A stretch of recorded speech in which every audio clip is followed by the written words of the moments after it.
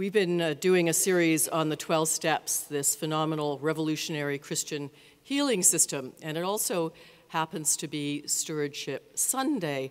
There's kind of synchronicity here because we talked about the first 8 steps last week, and the last of the 12 steps, let's hear them, made a list of persons we had harmed and became willing to make amends to them all, made direct amends to such people wherever possible, continued to take personal inventory, and when we were wrong, promptly admitted it, sought it through prayer and meditation, and sought to improve our conscious contact with God as we understood God, praying only for knowledge of God's will for us and the power to carry that out.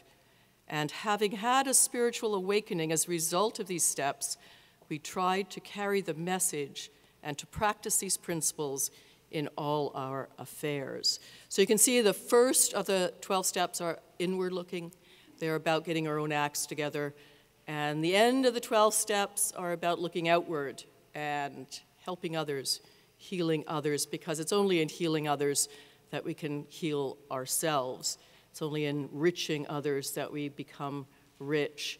And really, it's only from untangling from empire, and I'm going to talk about that in a minute, and actively trying to build the city of God, that we become faithful. Faith and generosity are twins. Great quote from the mystic, William Blake. And this is, I think, the best definition of human love. Blake wrote, "Throughout all eternity, I will forgive you, and you will forgive me." Kind of upholds the feeling of the making amends.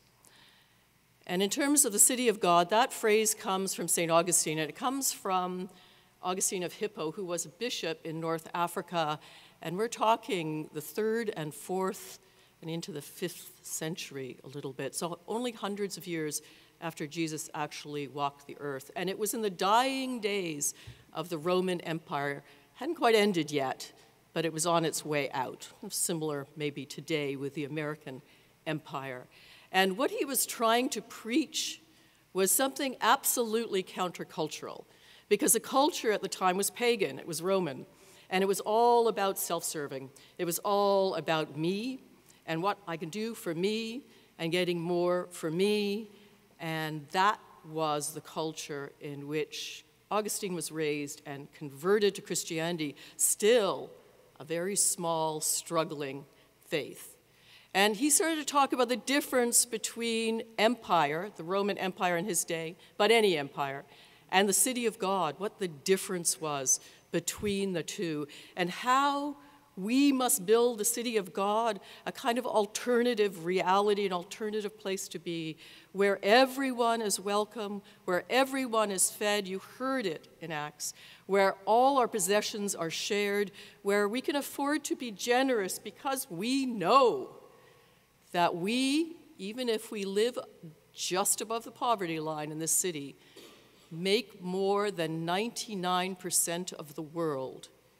And we know how absolutely blessed we are to have this community at this time in our lives, to have a community that accepts us and will look after us birth right on. If we know that, if we have faith, then we don't have to fear, and we can afford to be generous with our time, our talent, and our treasure. Now, Augustine also is known for a great quote. This is my favorite Augustinian quote. He said, "God, give me chastity, but not just yet." It's interesting to note that Martin Luther was an Augustinian priest, and before he went out on his own. Now, talking about empire and the stuff of our lives, we've all worked hard and we've spent money on stuff. That is what the system in which we are raised wants us to do.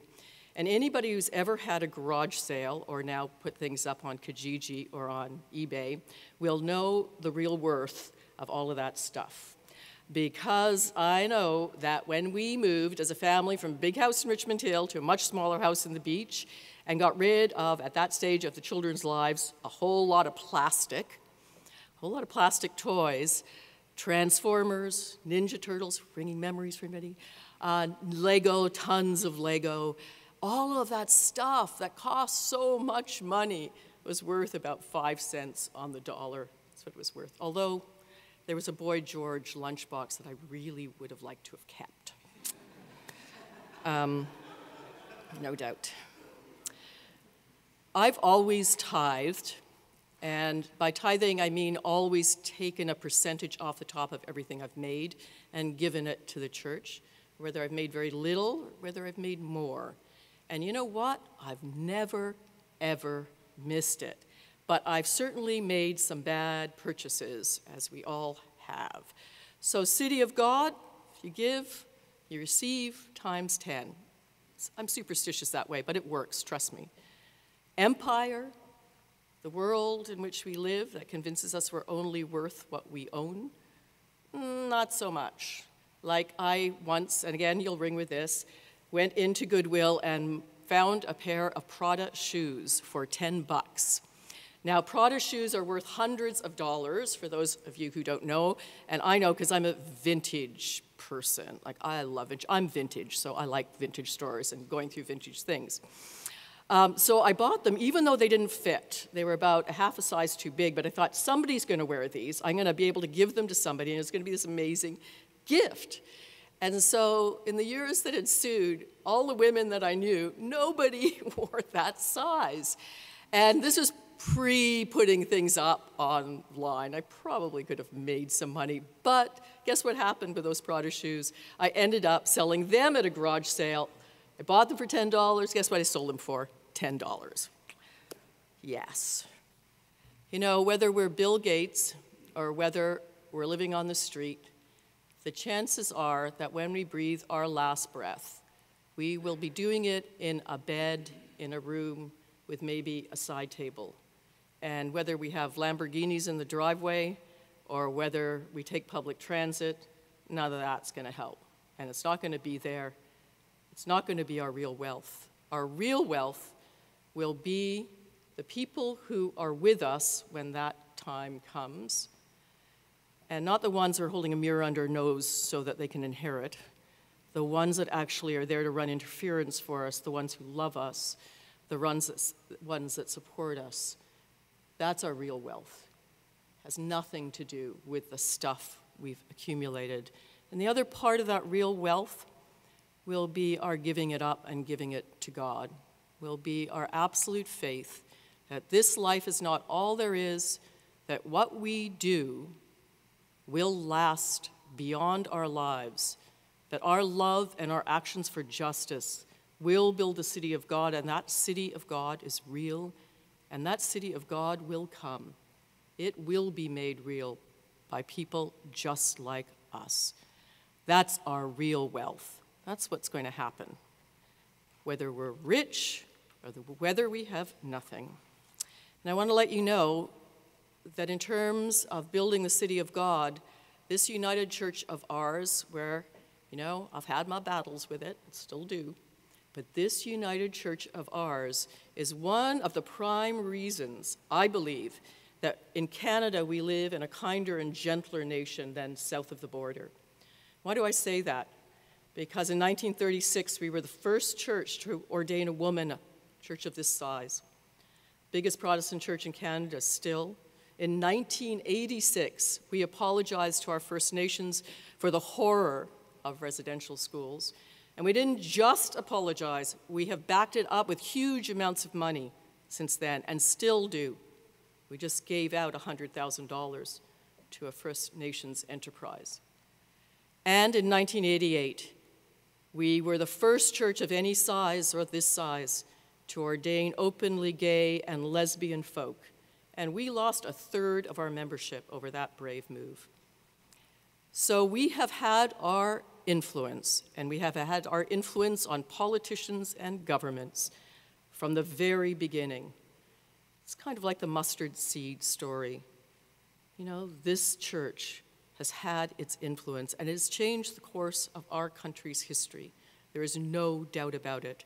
And this church Trinity-St. Paul's has gone one better because we have been affirming and open and inclusive since the 50s, even predating the United Church of Canada, and still push the envelope in terms of social justice. This is part of the city of God. And when you donate your time, talent, and treasure to this place, that's where it's going. It's going for our grandchildren to have a safe place to run to. I think of this church harboring the Jewish children who go to school just next door at the JCC. When there was a bomb threat, they came here. We fed them. We housed them. I think of the churches in New York City that ring around the World Trade Center, that became triage centers. I think of this church as being a sanctuary, a place to run to, a place that will look after you, a place that cares about you and makes that promise to you. There ain't too many places like that in this city of empire, but this is one of them. This is one of them. Jesus, we know, of course, in the readings, was, as I said in an earlier sermon, a communist. He gave everything away. He said, from each according to their ability, to each according to their needs. And you see that distribution in Acts. That's what they did. They shared everything in common. That's pretty radical generosity, that is. He also said some things that we didn't hear today. He said, the chances of a rich person getting to heaven, you know that one, through the eye of a needle, like a camel through the eye of a needle, not likely. And when he was asked, what should I do to get into the kingdom of heaven, he said, give everything you have to the poor. That's what he said. Because, yes, like we heard, if it's just about the stuff, it's just about the stuff, that deteriorates, worth 5 cents on the dollar. It's gone. It won't be there when it counts. But if it's about the community and the city of God, that's what will last, and that's what will stand no matter who gets elected on June 7th.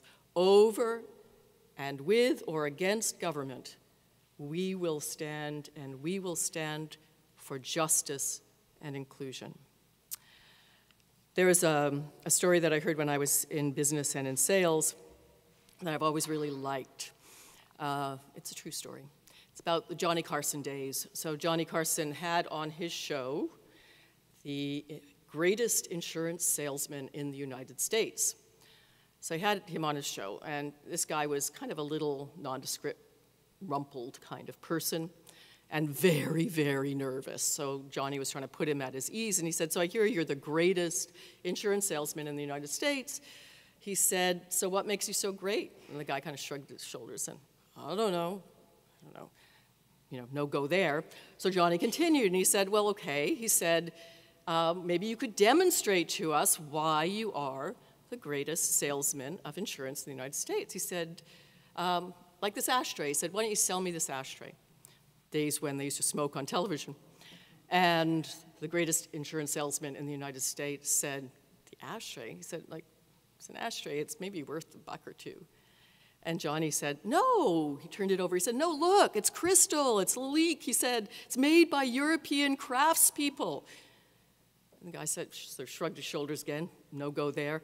And Johnny continued, he said, I have these in my house. And he said, the minimum you'll pay for one of these is $25, the very minimum. And so the little guy, who was the greatest insurance salesman in the US, said, so would you pay $25 for that ashtray? And Johnny said, of course, in a heartbeat. And the greatest insurance salesman in the United States said, sold. We sell ourselves on what is valuable in our lives. We sell ourselves. Of course, we're helped by culture, class, and sociology, and good luck or bad luck, but we sell ourselves.